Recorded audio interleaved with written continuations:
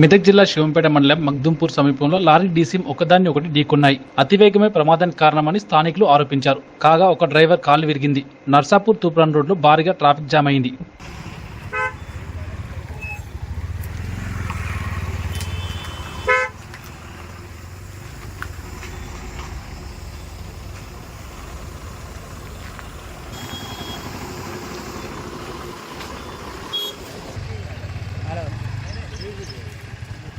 गाड़ी वाले का नंबर बोलो बना रही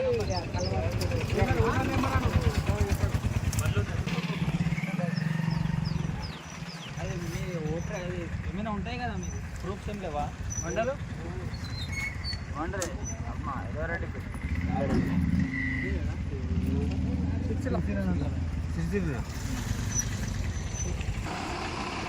अभी हो गया हाँ अभी हो गया